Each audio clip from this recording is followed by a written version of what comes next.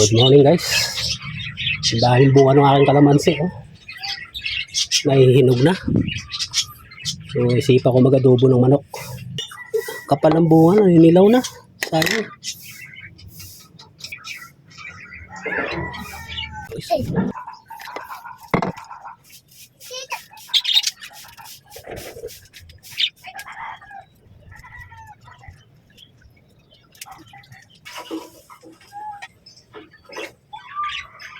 Ayan, kahit kalamansi malang nakalibre tayo.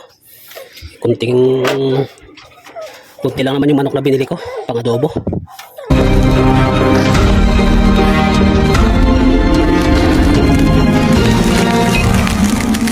Ayan guys, malinis na to.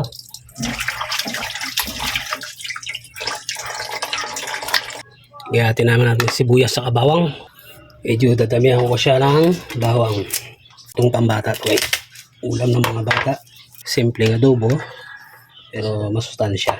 Ating manok, hindi na natin kailangan prituin pa yan tayo sa iwas sa mantika yung mga bata.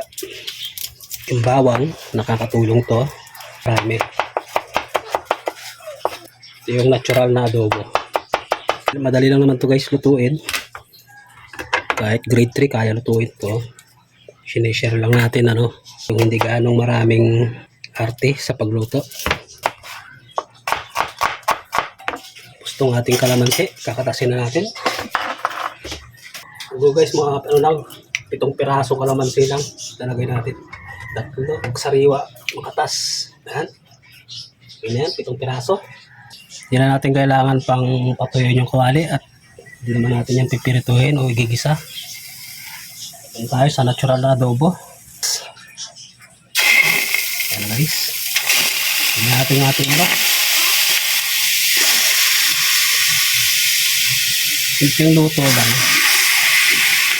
walang karte-arte kasi nga mga bata para lumakas yung resistensya, hindi yung puro maraming mga rekadong nilalagay.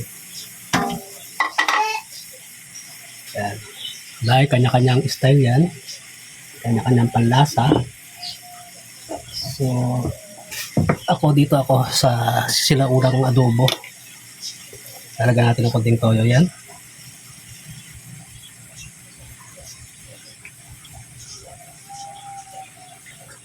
lagay ko na dyan guys yung ating bawang, sibuyas. Haluin lang natin yan.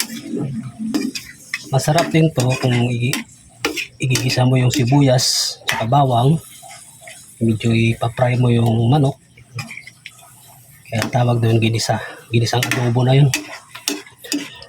Ito natural na adobo, walang mga ganong ingredients, toyo lang tapos kalamansi ang ilalagay natin. Yan, hintayin natin matuyo yan.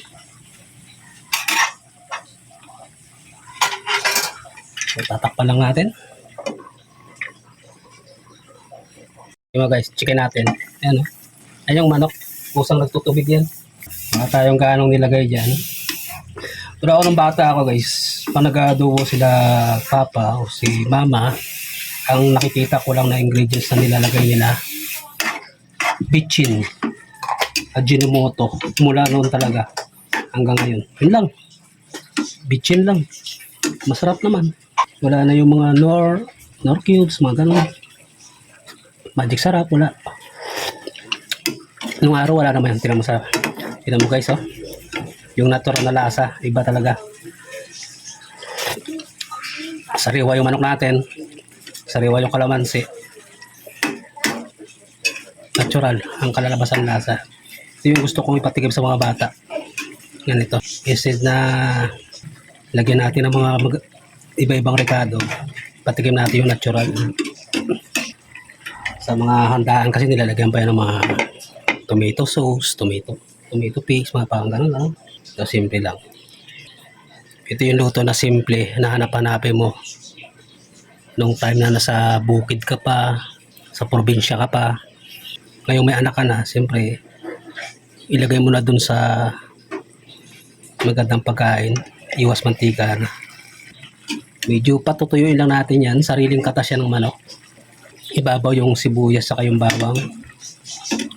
Yan, magbe-blend na lang dyan yung kalamansi mamaya. Tsaka di ko siya lalagyan ng toyo. Asin na yung aking ilalagay mamaya. Medyo matabang na konti. Pero mamaya ako nalagyan ng konting asin. Kung may patis, o papabili na lang ako ng patis kasi mas maganda kung patis ang ilalagay natin. Mas malasa. Yan guys. Habang pinapaiga natin, mag-a-add na ako ng crack. Crack ba to? Tawag dito, durog na paminta. Pero nung araw kayo sa amin, tawag dito, durog talaga eh. Ngayon kasi iba yung pino, iba yung crack lang. Kung may kamote, pwede natin lagyan ng kamote yan. Patatas, saging, saba, pwede rin. Kaya lang, mas budget lang tayo. Bali yung manok, halagang ano yan guys, 130. Isang pitso, 2 pakpak, isang hita.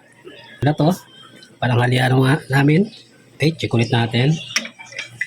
Ayan guys, medyo kumunti na yung sabaw. So matabang yan, add na lang tayo ng asin. Rock salt, tawagin. Ay sorry. Okay na yan. Hindi na tayo mag-add ng toyo.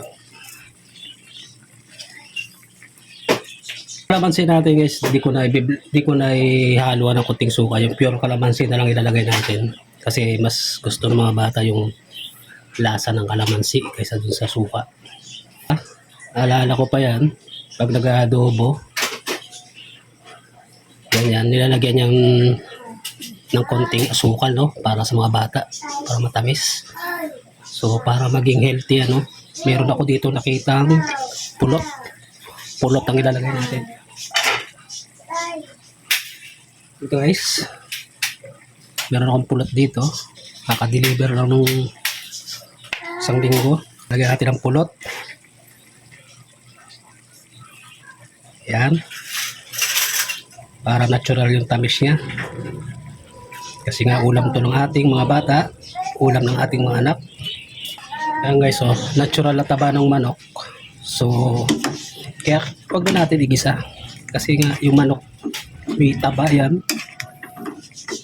Mantika, mamantika rin yan. So, hayaan natin yan. Natural na mantika ng manok yung malalasahan ng mga bata. Tikman natin. Ayun. Kumagat na yung kunting tamis. Masarap din talaga guys yung ano, pulot. Ano? Iba rin yung binibigay niyang lasa. Nandito na yung ating sentensyador. Ang lasa. Ayan na guys. Oh. Ano? Ano? Ano? Titikman mo na? Wala pang ano yan eh. Wala pang hello guys. Hello na guys. Hello mo na guys. Hello guys. Hello guys. Thank you for watching. Okay. Tikman mo muna. Wala pa tong ano. Hot. Hot.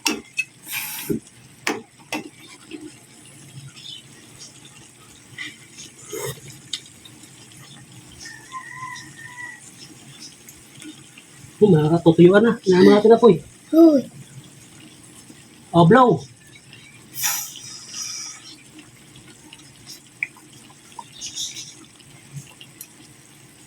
Sarap. Delicious. Delicious. Sarap. Wala na. O ngayon, lalagyan muna natin ng kalamansi yan. Guys, kaya lalagyan natin yung ating kalamansi. So, titikman mo ngayon na may kalamansi. What? Huwag muna natin galawin. Kaya natin maluto ng kalamansi. Close lang natin ang bahagya. Wait lang, ha? Titikman mo ulit. Dito. Oo. Ganyan. Oh. Malapot na. Ang bango. Okay, kano natin. Ika lang. Ew. Oh.